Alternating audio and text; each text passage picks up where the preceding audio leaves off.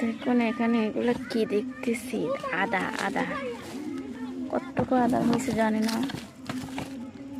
একটা গাছ থেকে কতটুকু আদা পাবো জানি না। এখানে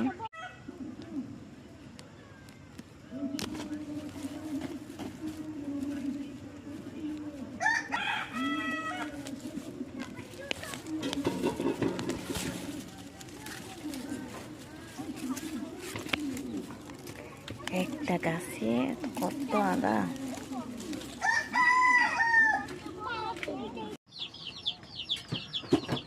কতগুলো, একটা গাছ থেকে অনেকটা আদা সংগ্রহ করছি। পাতাগুলো নিয়েছি আমি চা বানিয়ে খাবো। দেখুন একদম ফরমালিন মুক্ত আদা, নিজের গাছ থেকে নিজেই সংগ্রহ করলাম।